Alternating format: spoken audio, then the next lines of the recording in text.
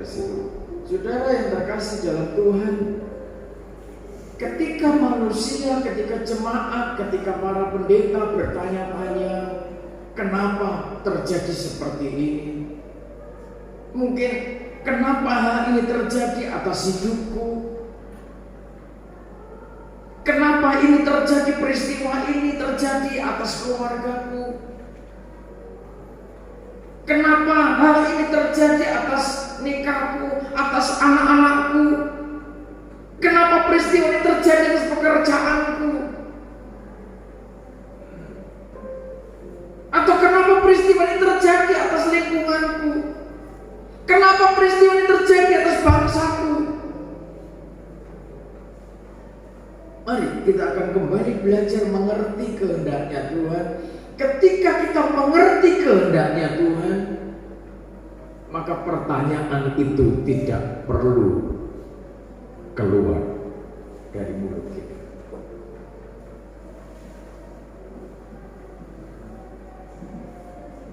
Sebab sesungguhnya gulungan kitab itu sudah mencatat tentang bagaimana kondisi gereja Tuhan. Semestinya tentang bagaimana kondisi para imam. Ketika catatan-catatan dalam gulungan kitab itu sudah dibuka di tengah-tengah kita, dan kita ngerti kondisiku seperti ini,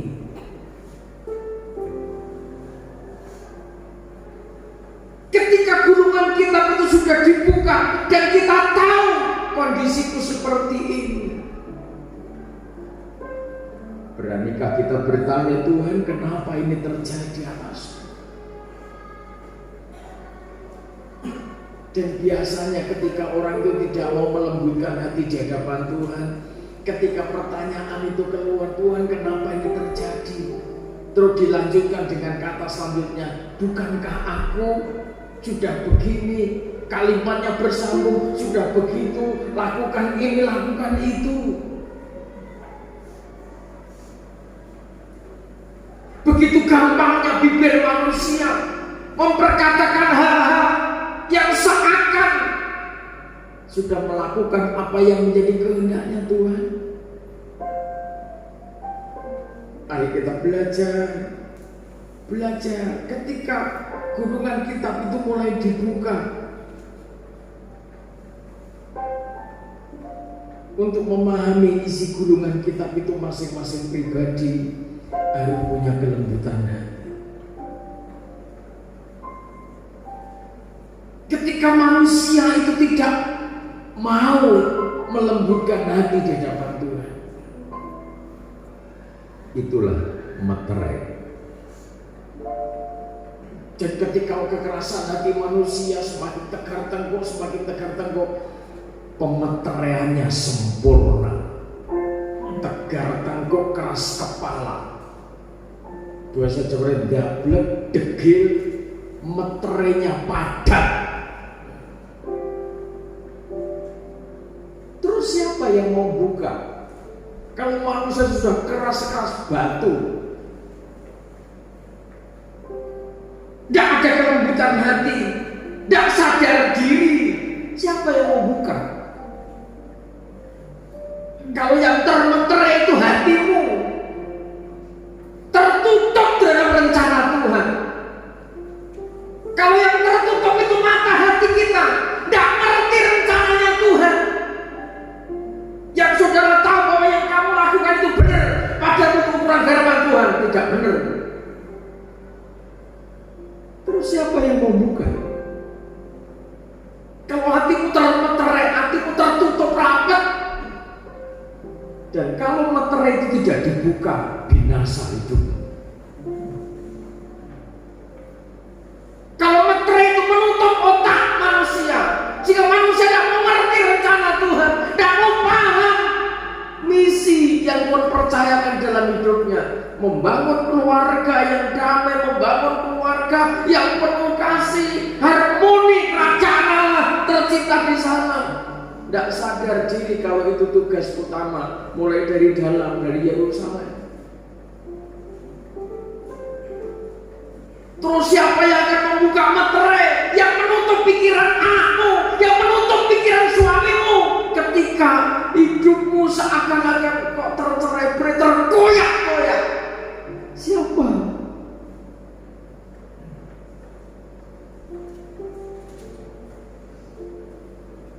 Jangan bertanya ketika saudara punya kelembutan hati. Tentunya saudara akan berani. Kenapa Tuhan anakku seperti ini? Kenapa Tuhan hidupku seperti ini? Mari belajar lembutkan hati di hadapan Tuhan. Sudah tidak saatnya saudara melihat sana sini, cari bahan referensi. Oh, di sana tidak seperti ini, pengajaran yang di sana lebih enak. Tidak pernah nyinggung-nyinggung perasaan. Kaki dian emas itu tidak akan terbentuk ketika hanya disinggung-singgung. Kaki dian emas itu terbentuk karena ditempa dengan satu tempaan demi tempaan oleh seorang ahli yang sudah ditunjuk oleh Tuhan. Saudara, ketika gulungan kitab itu termeterai, isi gulungan kitab itu pada rahasia kesempurnaan gereja. Bagaimana supaya gereja mencapai kesempurnaan? Ada di dalam gulungan kitab itu rahasianya. Rahasia mendapatkan hikmat dan makrifat. Sebab kalau gereja Tuhan tidak dikuasai oleh hikmat makrifat, siapa hikmat makrifat itu? Hikmat makrifat, kesempurnaan hikmat makrifat adalah firman itu sendiri, adalah Kristus sendiri.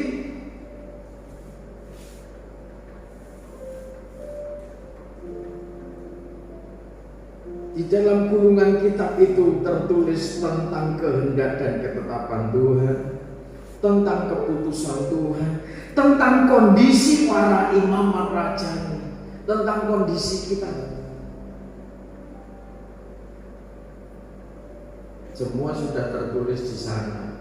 Kalau kitab Wahyu ini hanya dibicarakan, kalau pengajaran kitab Wahyu hanya menjadi bahan diskusi, selamanya kita tidak akan mendapatkan berkat dari pengajaran kitab Wahyu. Tetapi ketika saudara menjadi pelaku dari kekuatan hikmat dan makrifat, itulah kehendaknya Tuhan, itulah ketetapannya Tuhan. Yohanes ketika melihat bahwa gulungan kitab itu belum terbuka, masih termeterai, maka responnya seorang hamba yang dipilih Tuhan sudah tepat. Dia menangis, dia tersungkur, dia memuji Tuhan, dia menyembah Tuhan. Sampai di sini, bagaimana ketika saudara melihat situasi keluarga kadang terganjal oleh sesuatu yang tidak beres, ada pikiran, ada perasaan yang tidak damai di sana.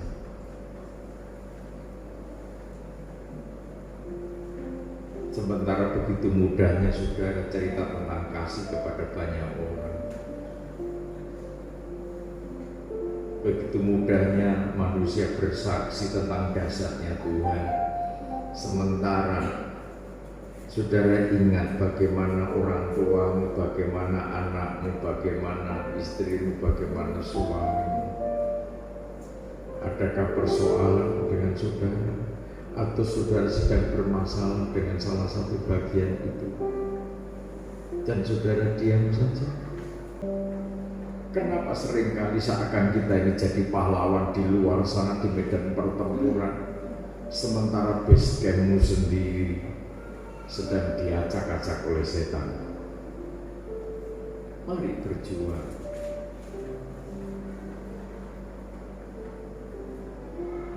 seorang gembala sidang, seorang malaikat sidang, juga manusia yang dipercaya Tuhan untuk berjuang,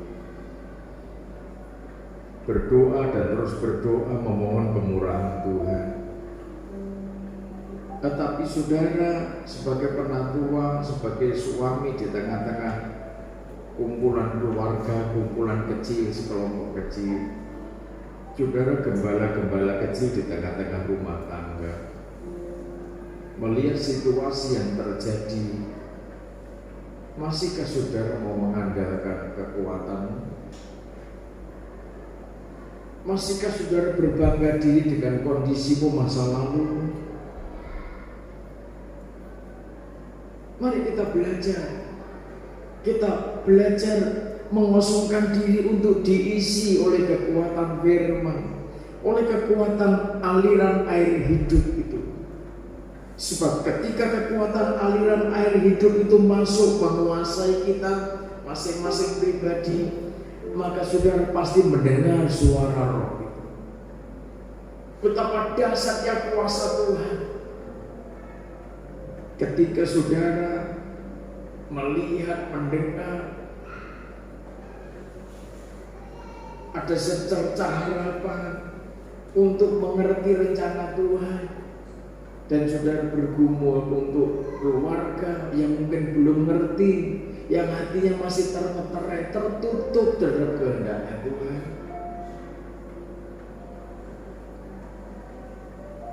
Menangis, dikatakan dengan amat sedihnya.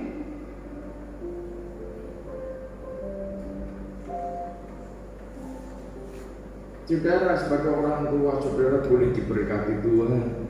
Materi saudara punya, rumah saudara punya, tetapi cukupkah saudara membekali anak-anak sebagai anggota keluarga saudara, sebagai masa depan generasi saudara dengan materi? Materi terlalu mudah bagi Tuhan untuk kita.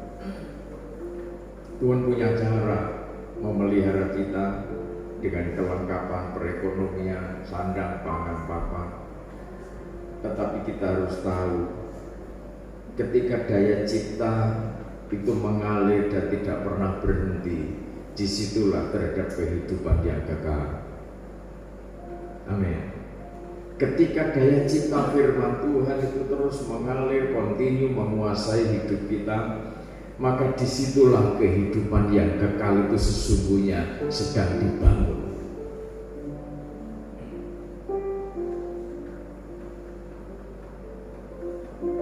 Seberapa materi modal yang kita gelontorkan mungkin kepada anak cucu, sudah tinggalkan ketika kita kembali ke tanah. Kalau tidak mendapat kesempatan hidup sampai Tuhan datang, mau kemana lagi kalau tidak menyatu lagi dengan tanah jasad ini? Tapi ketika kita memberikan pengajaran, mengalirkan pengajaran kepada anak cucu kita, maka anak cucu kita akan kuat, akan tegak, dikatakan perkasa di bumi. Cakap menghadapi persoalan apapun juga. Ini pentingnya kita menangis di hadapan Tuhan. Ini pentingnya kita berdoa, bersujud di hadapan Tuhan, supaya kita punya generasi-generasi yang takut akan Tuhan, generasi yang setia kepada Tuhan, ngerti kehendaknya Tuhan, ngerti ketetapannya Tuhan. Atau sekalipun istilahnya hanya pengajaran firman yang sudah tinggalkan, bukan materi yang menjadi kebanggaan kita tinggalkan kepada anak cucu kita, tetapi cukuplah firman itu yang akan menuntun generasi masa depan anak cucu kita menjadi generasi yang tangguh, generasi pemenang abadi.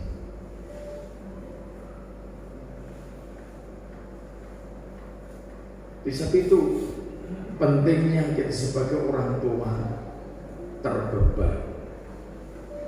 Makanya Yohanes Rasul ketika melihat bahwa gulungan kitab itu masih terbaterai, dia menangis dengan amat sedih. Ketika masing-masing sinergi satu sama lain berdoa dengan sehati, saya percaya kekuatan yang dahsyat doa-doa saudara itu doanya orang-orang kudus yang sangat diperhatikan oleh Tuhan. Amin. Jangan merasa sendiri. Saudara merasa sendiri, berjuang berdoa. Gembala juga berjuang berdoa. Ada saat yang naik ke bukit sampai pagi 4:30 baru turun. Saudara tidak sendiri. Jadi jangan terus nelongso merasa berjuang sendiri. Tidak ada. Jadi jangan terlalu baperan terus merasa berjuang sendiri. Satu sama lain bersinergi saling mendoakan.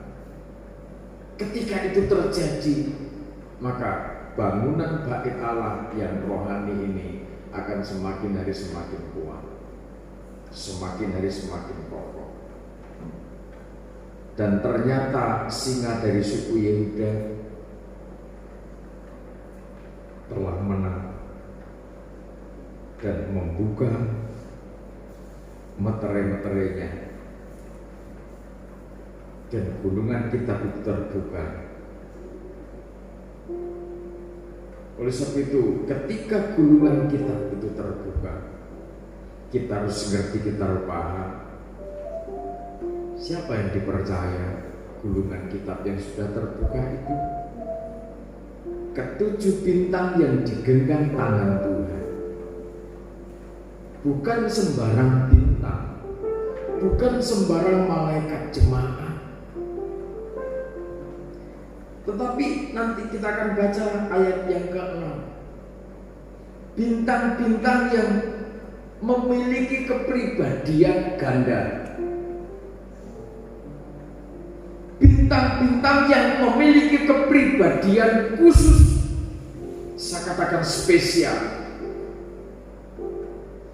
Tidak bisa ditiru. Tetapi kalau orang mendapatkan kasih karunia, maka malaikat sidang itu akan memiliki karakter seperti ini.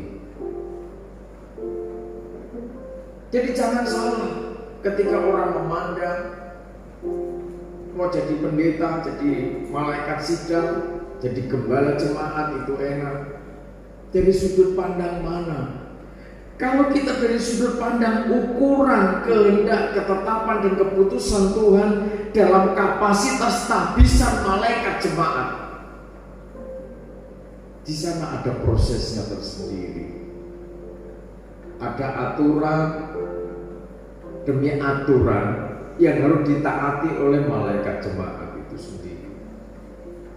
Sama nanti dalam kapasitas kedudukan sebagai kaki dia, di sana ada karunia-karunia, ada jabatan-jabatan. Di sana juga ada prosesnya tersendiri. Jika jangan menjadi salah kata ketika wah enak ya, wah enak ya kamu, enak ya. Semua ada prosesnya. Ketika posisi saudara masih lajang, belum berstatus sebagai suami, belum berstatus sebagai istri, tanggung jawabnya beda. Akan bertambah tanggung jawab, bertambah prosesnya. Ketika saudara sudah berstatus sebagai suami, sebagai istri, tanggung jawabnya ya tambah, prosesnya ya tambah, kan gitu kan. Jadi kalau itu dipahami, maka kita akan menjadi pribadi-pribadi yang berbahagia. Kepada siapa gulungan kitab yang terbuka itu dipercayakan? Kepada ketujuh bintang, kepada para malaikat jemaat, supaya disalurkan, dialirkan kepada kaki dia. Terus malaikat jemaat yang seperti apa? Nanti kita kupas setahap demi setahap sehingga kita ini ngerti. Tidak gagal paham, tidak gagal ngerti. tidak salah bicara, tidak salah ucap tentang jabatan posisi-posisi kita masing-masing. Bintang-bintang yang dipercaya gulungan kitab itu adalah orang-orang yang memiliki kepribadian anak domba Allah. Apa itu kepribadian anak domba Allah? Pribadi-pribadi yang menjalani hidupnya untuk mengasihi Tuhan dengan segenap hati, segenap jiwa, akal, budi, dan kekuatan. Ini proses salib. Mengasihi Tuhan dengan segenap hati, jiwa, akal, budi, dan kekuatan. Saudara tahu bagaimana ceritanya anak domba Allah itu?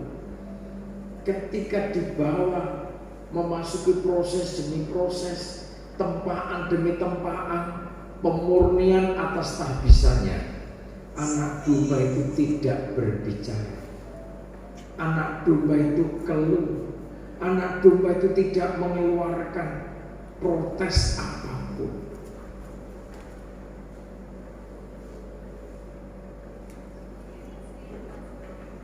Mau diperlakukan apa saja, ada kekuatan kasih yang mengalir dari dalam dirinya untuk mengampuni, dan terus mengampuni. Ketika kita paham, kita ngerti persoalan itu, ngampuni itu ora gampang.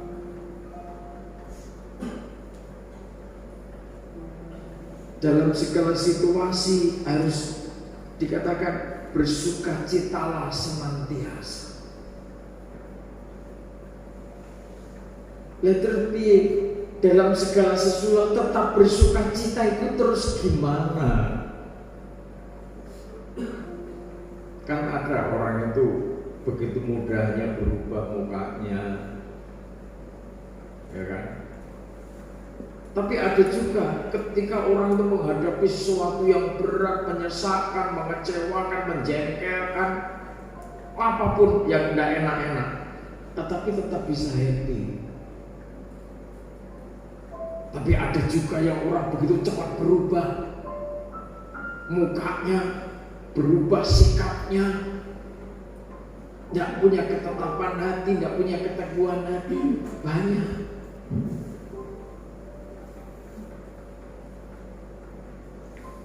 Kalau saudara mempelajari anatomi tubuh manusia, sekalipun sudah bukan dokter, kalau dokter paham banget. Ada bagian tubuh kita yang terletak di sini, di ubun-ubun ini, lurus. Dia akan memancarkan, dia pusat, dia apoteker, dia pusatnya penyembuhan. Cuman pabrik itu harus diaktifkan. Hormon dopamin itu harus diaktifkan. Caranya mengaktifkan bagaimana sehingga mengeluarkan aliran kekuatan yang dasar, yang sakit sembuh, pemulihan cepat dan lain sebagainya. Salah satu syarat untuk mengaktifkan pabrik itu supaya buka, saudara harus bersukacita, nyanyi.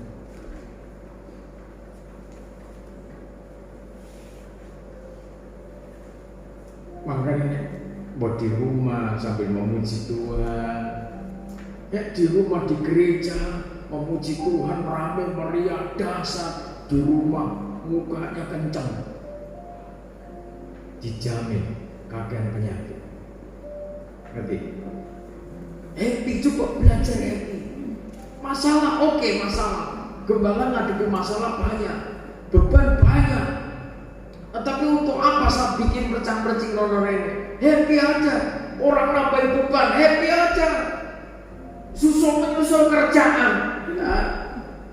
Yang di rumah kan beliaunya sudah yang baik pada bubar ke halnya masing-masing, kegiatannya masing-masing. Ya katakan tenang, tenang. setahap demi setahap. Ini kerjakan selesai tahap. Ada prioritas utama apa yang harus diutamakan. Mendesak insidentil, saluran air, error perlu dibenahi. Yuk kita benahi. Saya tidak cuma bicara, yang lain harus ditinggal dulu. Benahi ini prioritas utama. Mungkin atap bocor. Wah, atap bocor ini sementara. Nanti gimana? Tidak ada orang. Dia kalau naik terlalu tinggi, tidak kuat katanya. Menaik pohon tidak kuat. Ya udah, kamu di sana, aku yang naik. Orang udah kerjakan aja setahap demi setahap. Oh, ini sudah selesai. Kelistrikan di depan error, harus dibenahi. Oke, ini tak tinggal lagi ke sana lagi. Nanti yang lain ini tolong cucunya ditunggu. Oh, ini tak tinggal, nunggu ini cucu sementara.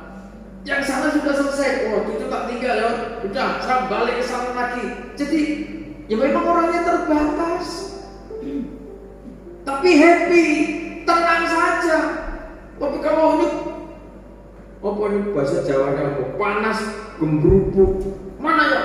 Wih, ini harus selesai. Ini harus cepat, sana harus cepat, cepat. Jongkok aku. Ngapa jongkok sembahyang baik? Nek cara mikir ruwet kaya ndak akan selesai. Setahap demi setahap, tenang. Hati yang gembira adalah obat yang maju. Ketimbang semangat, stres nanti malah. Hidup itu dipakai happy. Amin.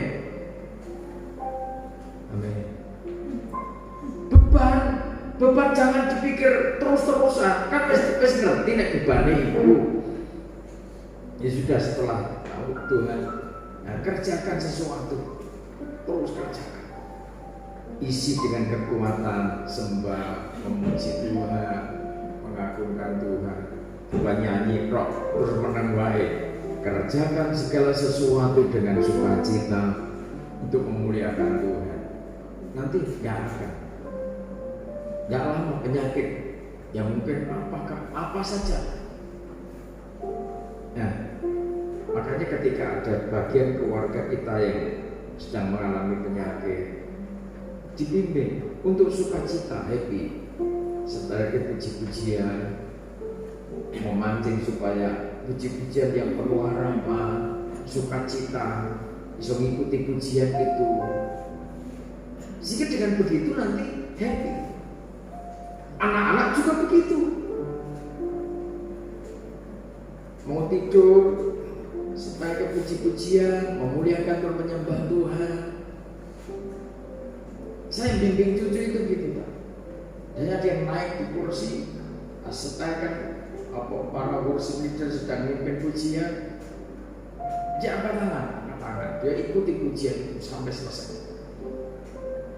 Haleluya, Pak. Iya, haleluya, keras. Terus dia ikuti. Di kamar tak setelahkan puji-pujian, ojo keliru ya.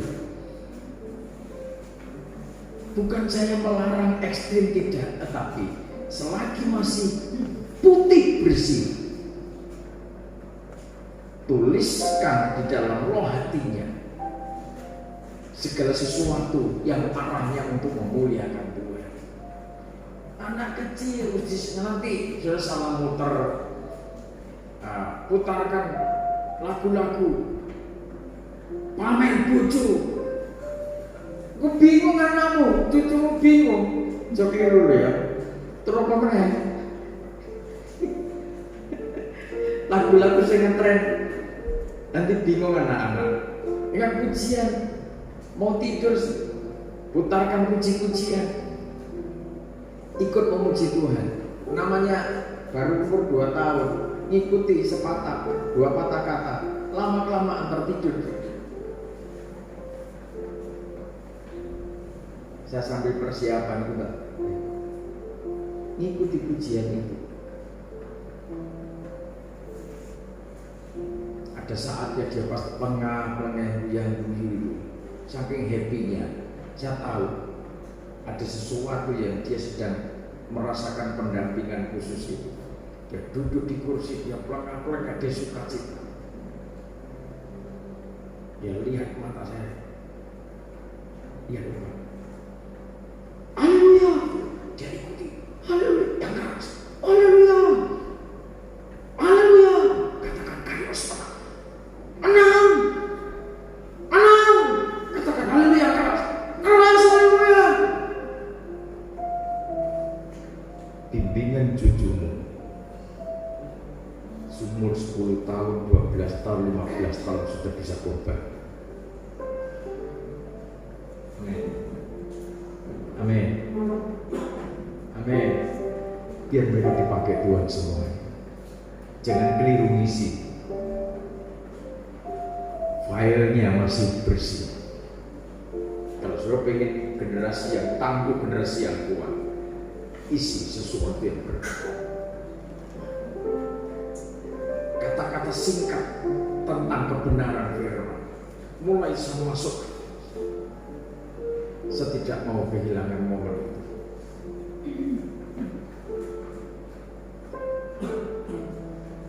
Pribadi-pribadi anak domba adalah kepribadian yang siap mengorbankan hidupnya demi kelangsungan gereja sidang tubuh Kristus. Pribadi anak domba demi terbentuknya sosok kaki dia.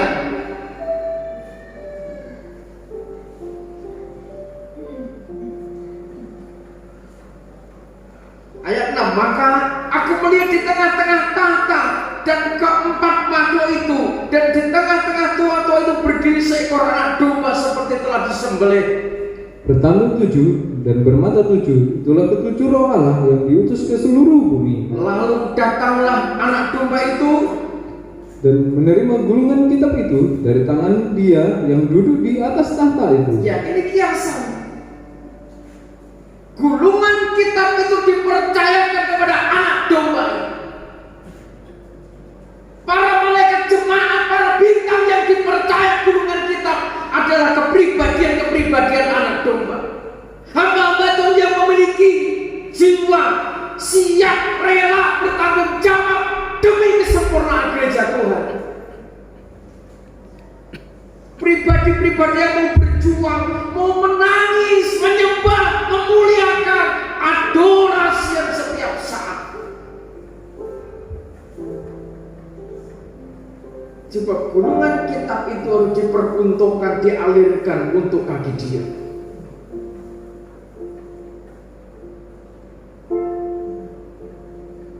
Mungkin tidak banyak.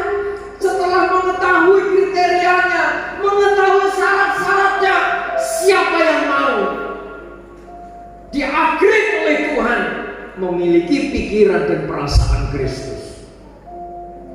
Mana Tuhan Yesus berburu kekayaan? Sejak lahir sudah mendemonstrasikan otoritas kuasa yang menyelimuti dirinya sebagai manusia yang tidak disuguhkan di tengah-tengah fasilitas yang mewah, tetapi selalu misi penyelamatan, misi kasih yang ditanamkan kepada para murid.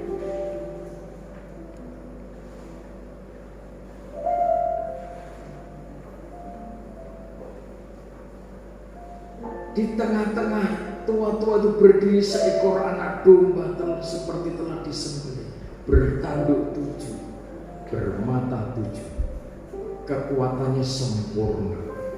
Kalau kita di-upgrade setahap demi setahap menuju kesempurnaan kepribadian Kristus itu, maka kekuatan hikmat marifat yang Tuhan percayakan kepada para bintang itu sempurna. Menuju kesempurnaan marifat.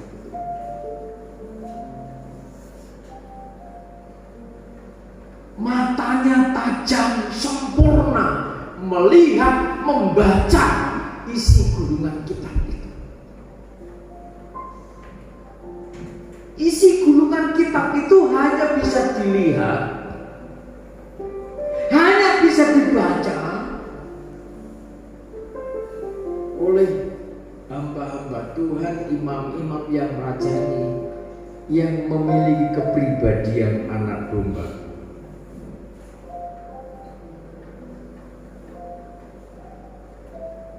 Sehingga anak domba itu datang dan menerima gulungan kitab itu dari tatanya. Ketika ia mengambil gulungan kitab itu, tersungkurlah keempat makhluk dan ke-24 tua-tua itu di hadapan anak domba itu, masing-masing memegang satu kecapi dan satu cawan emas penuh dengan kemenyan. Itulah doa orang-orang kudus. Amin. Sampai situ. Ketika gulungan kitab itu diambil, keempat makhluk dan ke-24 tua-tua itu, dia tersungkur di hadapan anak domba. Rahasia gulungan kitab yang dipercayakan kepada para malaikat jemaat ini akan menata kehidupan, membangun harmoni kehidupan, membangun keselarasan kehidupan. Jika pribadi lepas pribadi, kenapa saya katakan orang-orang yang mendapat kasih karunia memiliki kepribadian ganda, ada saatnya siap sebagai hamba, ada saatnya siap menjadi anak manusia, ada saatnya dia adalah anak Allah, raja di atas segala raja. Kalau kita tahu itu, kita jalani hidup itu enak, tidak terikat pada suatu retorika sistem. Apa saya katakan retorika sistem? Orang kalau sudah hidup di dalam satu sistem, oh ini pimpinan besar. Kan kalau sudah dikatakan oh ini pimpinan, sulit bisa turun. Saya tidak habis pikir bagaimana orang jadi seperti itu, sudah dikatakan mau gembala besar, sehingga tidak bisa turun. Sementara Tuhan Yesus sendiri, dia memilih tata kerajaan Allah di sana sempurna, dia turun. Terus dapat rumus dari mana ketika manusia merasa menjadi manusia yang besar, merasa menjadi bintang yang besar, merasa menjadi malaikat jemaat yang besar, tidak lagi bisa turun melawat jemaat, tidak bisa turun apalagi ke sawah, apalagi ke ladang. Kadang ditemui saja tidak bisa, ditemui saja tidak bisa, alasannya bulat, merasa menjadi pendeta besar. Saya ingatkan saudara semua di tempat ini, atau di tempat masing-masing yang saudara memperhatikan, mengikuti pengajaran ini, Tuhan Yesus dalam tahtanya yang sempurna aja turun ke bumi, melawat, menjangkau yang lemah, yang tidak berdaya, yang berdosa.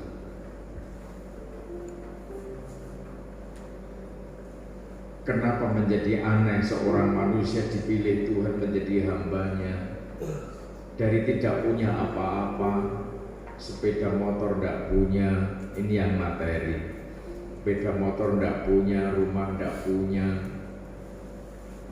sampai akhirnya punya rumah, punya kendaraan dan lain sebagainya.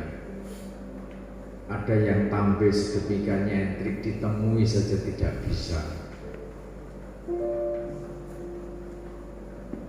Saya hanya pesankan kepada saudara yang ada di tempat ini, sebab tidak menutup kemungkinan dari tempat ini juga akan diorbit bintang-bintangnya Tuhan. Amin. Tidak menutup kemungkinan dari antara saudara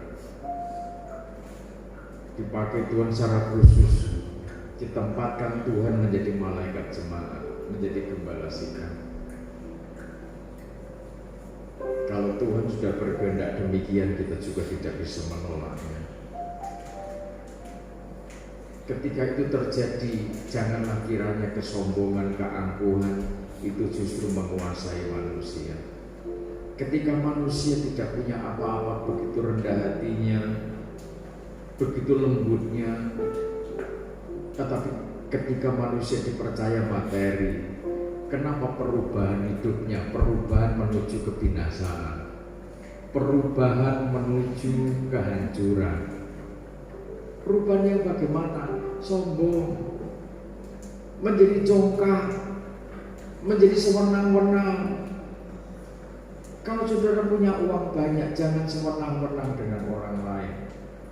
Dalam ucap kata, jangan dalam bertindak, dalam memperlakukan, jangan.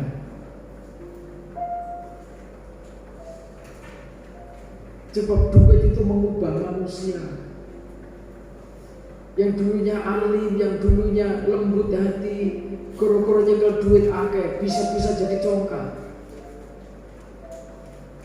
Yang berkuasa bukan Tuhan lagi, tetapi duit berkuasa. Duit berkuasa. Kalau duit sudah berkuasa, hancur undang-undang itu, hancur hukum itu.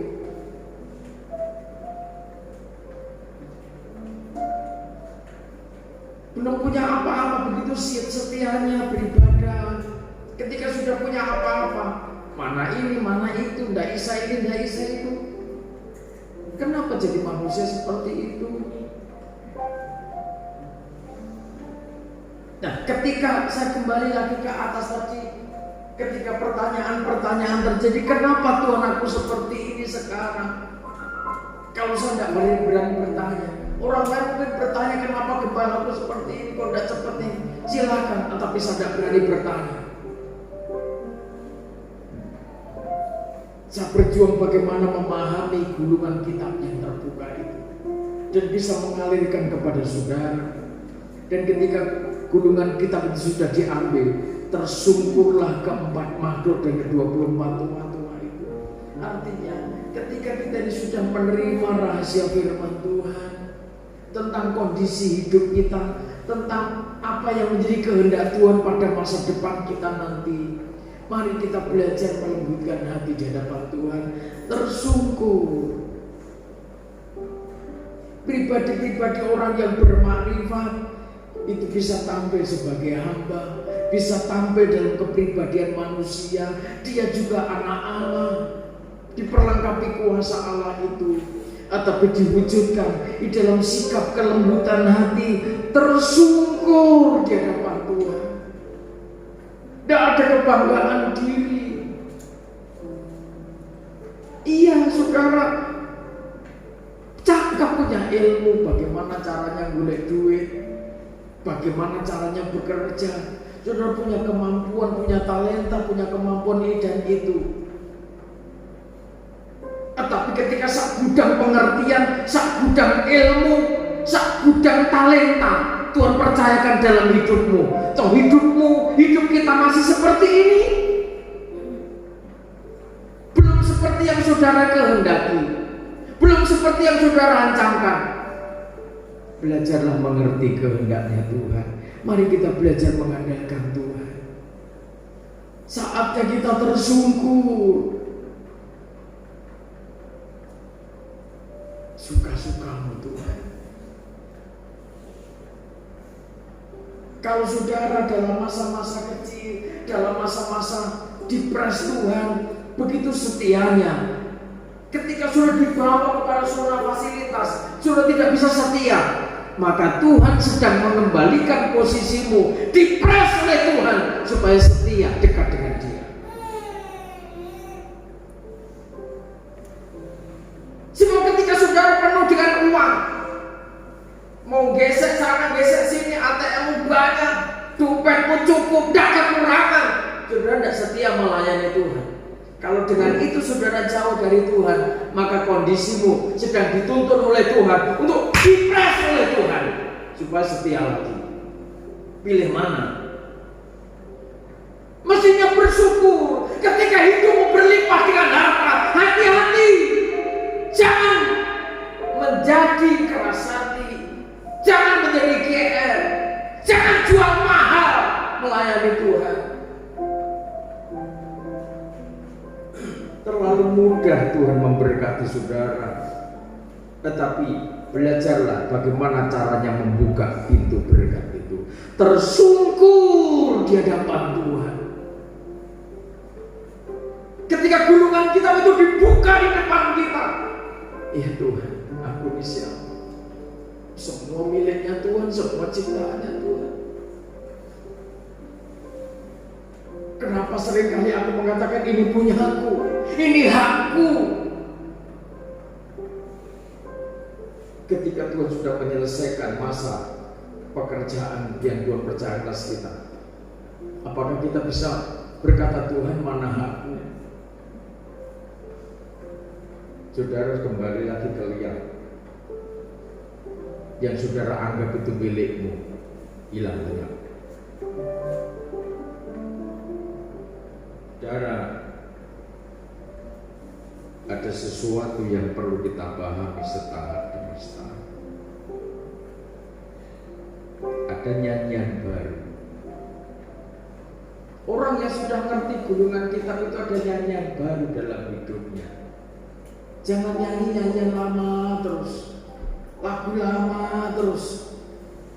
Bukan puji-pujian lagu lama maksudnya. Ayat 9, dan mereka menyanyikan suatu nyanyian baru katanya.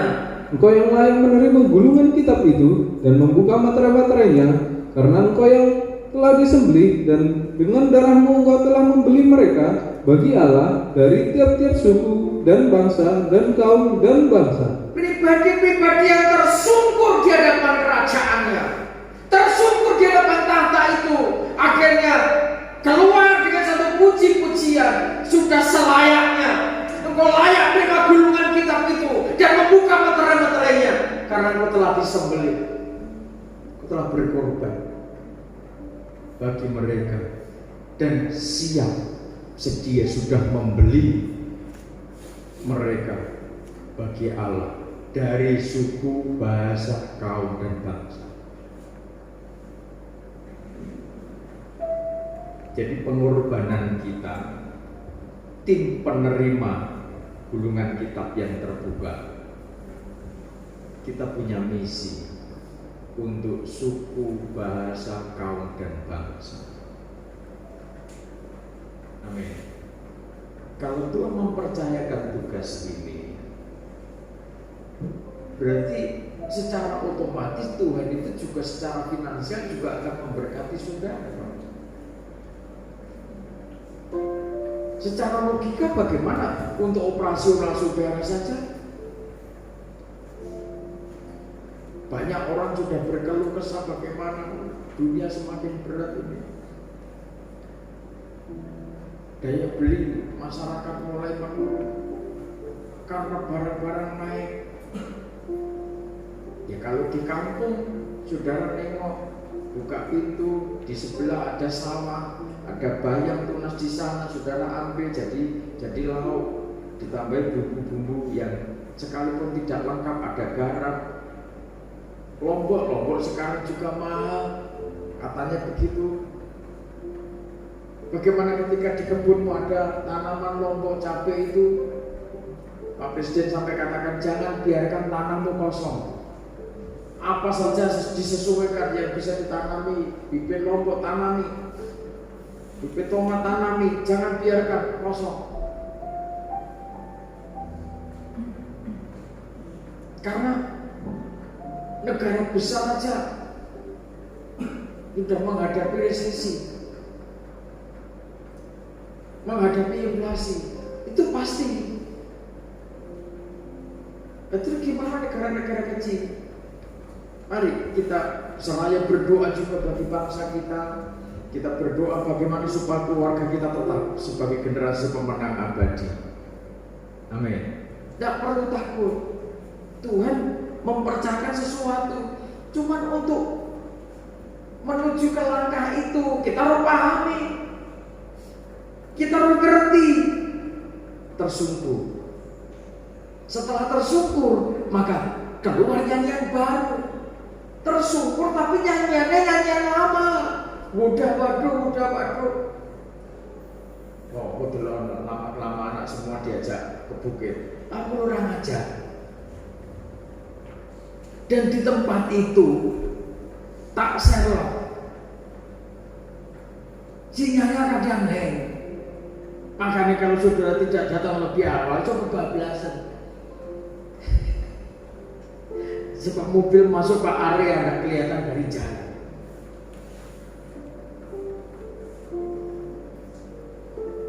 Saya tidak ngajak, saya tidak maksa saudara. Jangan salah pikir. Tapi saya tetap melaksanakan tugas saya, tugas kami penggembala.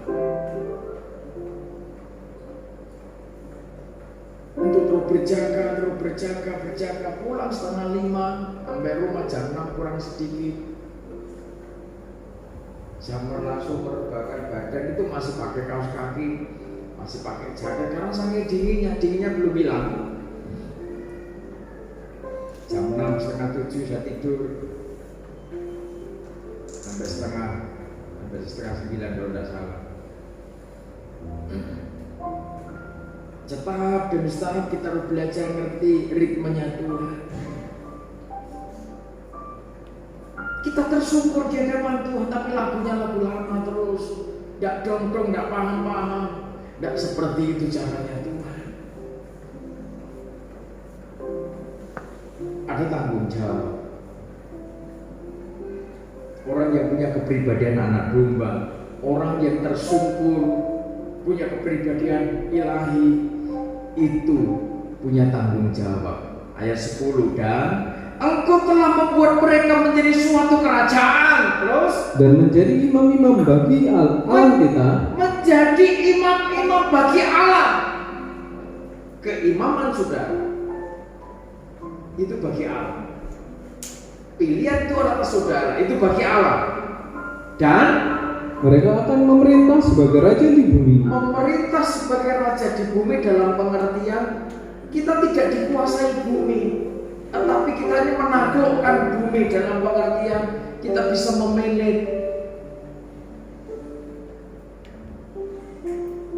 Bagian saudara ada yang petani, suruh berjuang, taklukkan bumi pertanianmu itu, kelola dengan baik. Saudara sebagai pedagang, taklukkan pekerjaanmu itu untuk menghasilkan berkat, untuk bisa melayani Tuhan, bisa membangun keluarga. Atur materi uang itu bukan sudah dikendalikan uang, tetapi aturan uang itu, kendalikan uang itu untuk kemuliaan nama Tuhan. Maka aku melihat dan mendengar suara banyak malaikat sekeliling tahta. Makhluk-makhluk dan tua-tua itu jumlah mereka berlaksa-laksa dan beribu-ribu laksa. Katanya dengan suara nyaring, anak domba yang disembelih itu layak untuk menerima kuasa dan kekayaan dan hikmat dan kekuatan dan hormat dan kemuliaan dan puji-pujian. Kepribadian demi kepribadian yang ditranslate, di-upgrade. Kenapa ditranslate? Kepribadian ilahi ini kalau tidak diterjemahkan, jiwa manusia tidak akan paham, tidak akan ngerti. Betapa dasarnya rancangan Tuhan menata hidup kita. Orang-orang yang dipersiapkan Tuhan secara khusus dengan tahapan demi tahapan, Tuhan akan percayakan segala sesuatu yang belum pernah kita pikir, belum pernah kita rencanakan, tetapi kita mengikuti kekuatan aliran air hidup itu. Betapa dahsyat. Tapi ini kudu dilakoni saudara.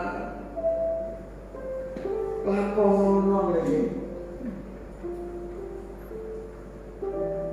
Amin. Ketika kita ini menjadi pelaku, kita bukan dengan nyanyian-nyanyian yang lama, tetapi nyanyian baru yang keluar dari mulut kita. Saat kita menyembah Dia, saat kita mengagungkan Dia, kita merasakan betul-betul kita ini diubah, punya kesadaran, punya pemahaman.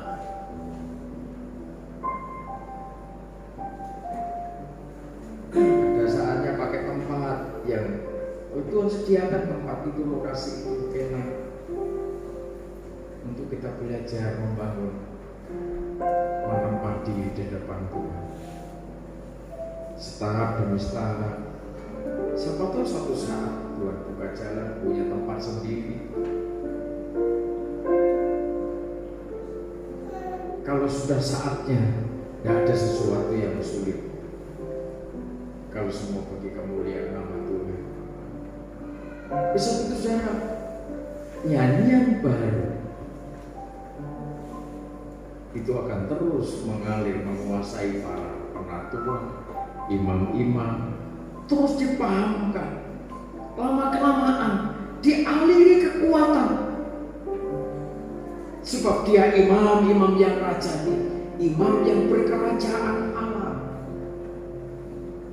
Kalau kita sadar bahwa tugas keimaman kita ini bagi Tuhan, maka segala sesuatu yang kita selenggarakan, kita kerjakan, harus kita kerjakan dengan hati-hati, kita kerjakan dengan teliti, kita kerjakan dengan tanggung jawab, dengan penuh kerelaan, dengan penuh kasih. Karena keimaman kita, pelayanan kita bagi Tuhan, bukan show action sebagai seorang entertain artis, bukan saudara, bukan artis.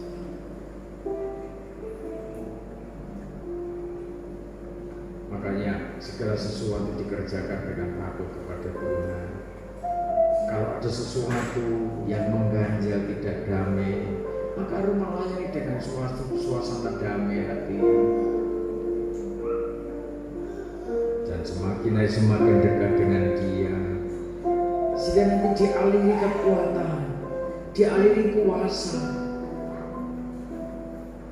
Ada kuasa yang tidak terbatas itu. Saudara, ketika kuasa itu tidak menguasai saudara, kuasa hikmat marifat tidak menguasai saudara, saudara punya kekayaan, nanti tidak bisa terkendali. Tapi ketika kita dekat dengan Tuhan, nyanyian kita adalah nyanyian baru, sehingga dari hari ke hari kita merasakan betapa dahsyatnya kuasa Tuhan itu membawa hidup kita. Amin. Hanya dekat dengan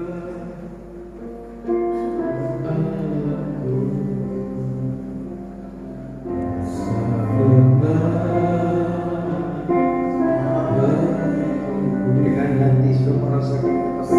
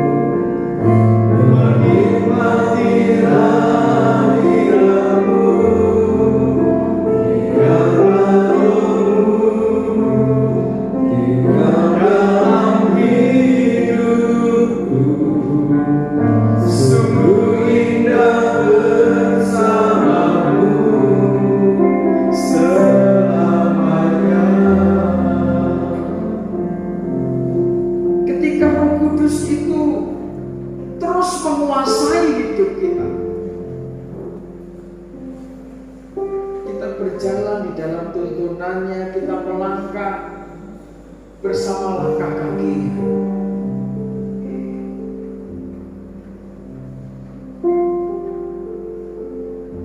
Ketika kita berdalih di hadapan Tuhan, tidak akan selesai sebagainya.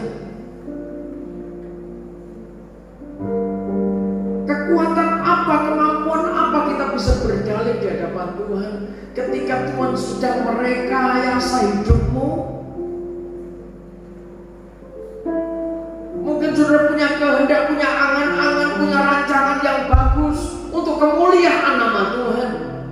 Ya, saya tahu saudara bukan orang-orang yang pelit, saudara bukan orang-orang yang kikir di hadapan Tuhan. Tetapi ketika Tuhan sedang memurnikan saudara, ketika Tuhan sedang membentuk saudara, sampai saudara tersungkur di hadapannya,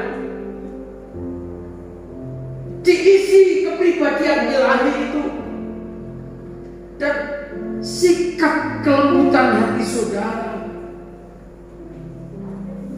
sikap kerendahan hati saudara, ketika meterai yang menutup hatimu, meterai yang menutup pikiranmu itu terbuka, saudara ngerti kehendaknya Tuhan, saudara, malaikat berlaksa-laksa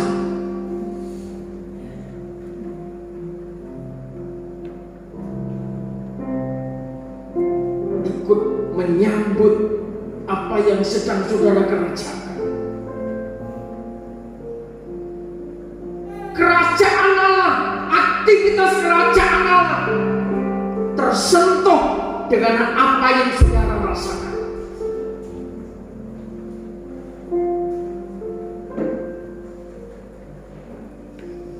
Banyak malaikat sekeliling tata, makhluk-makhluk dan tua-tua itu, jumlah mereka berlaksa-laksa dan beribu-ribu laksa.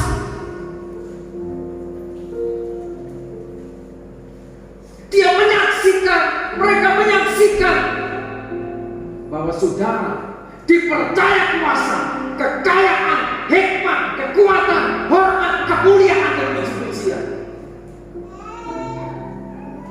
Para malaikat menyaksikan sudah diberkati Tuhan secara dahsyat.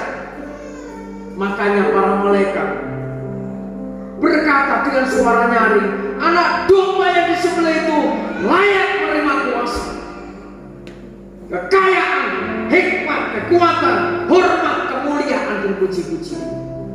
Kompak mereka menyaksikan bahwa saudara gereja sedang tubuh Kristus diberkati Tuhan secara total, dan berkat yang dipercayakan oleh gereja Tuhan, kaki dian emas, harus dipakai untuk memuliakan anak domba. Jadi ketika saudara diberkati Tuhan, kerajaan Allah menyaksikan saudara. Ketika saudara dibentuk oleh Tuhan, berlaksa-laksa malaikat menyaksikan saudara. Ketika saudara tersungkur di hadapannya, berlaksa-laksa malaikat menyaksikan saudara. Rasul Paulus kepada jemaat Ibrani katakan, banyak saksi.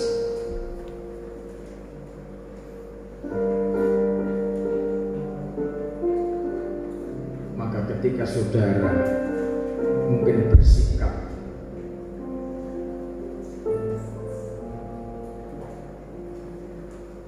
masa bodoh, bersikap acuh tak acuh, bersikap tidak mau cawe-cawe, bersikap melihat dari jauh, berlaksa-laksa malaikat kerajaan Allah juga melihat saudara dan mencatat dalam gulungan kitab itu.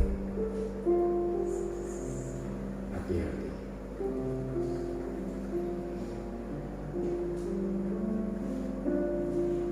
Jangan ada yang menjadi target dari gulungan kitab yang terbang.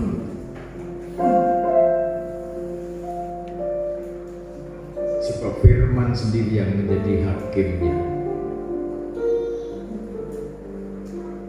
Masing-masing kita punya bagian untuk bisa memuliakan Tuhan, untuk bisa mengagungkan Tuhan. Ketika hari-hari hidup kita seakan kok belum seperti yang apa yang aku rindukan Tuhan, Ketika saya sedang dibentuk Tuhan, dimurnikan Tuhan, siapa yang bisa menolong saya? Mau mengeluarkan saya dari penderitaan salib.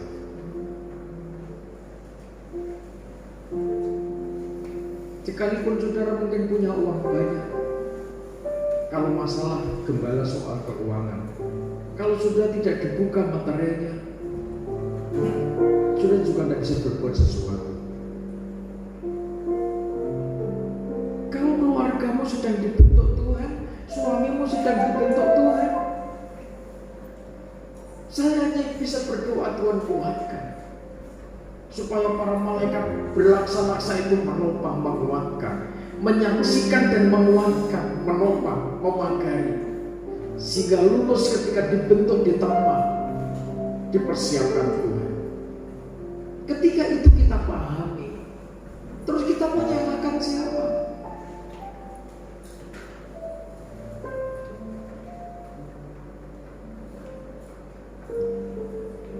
Ketika anak seakan sudah tidak kurang cara menasehati, tidak kurang cara menyadarkan, memahamkan, kalau Tuhan sedang menutup dan sedang diuji semuanya, siapa yang bisa membuka?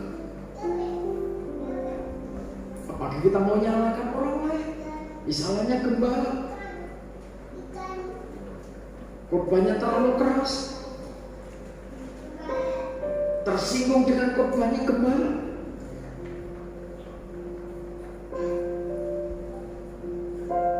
Sakit hati, terus tidak mau ibadah lagi, minggat pindah sana sini.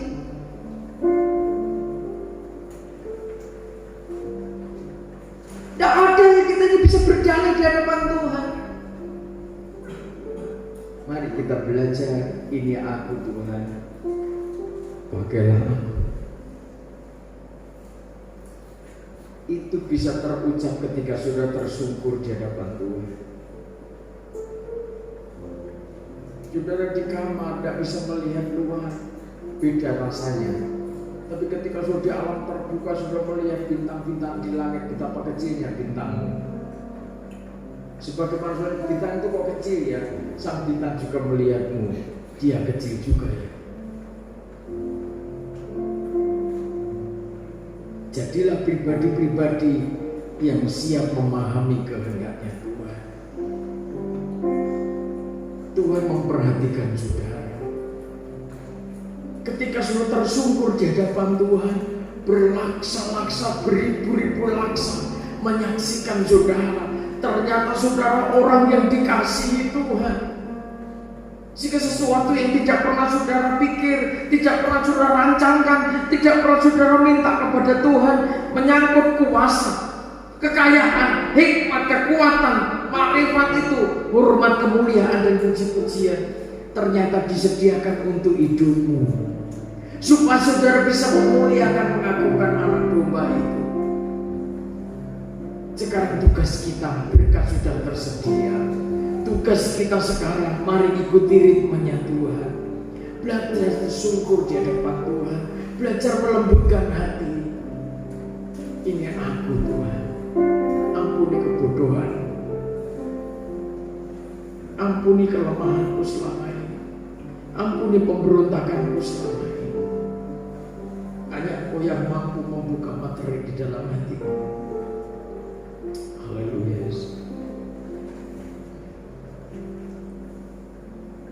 Sepanjang jalan kehidupan ini, haleluya.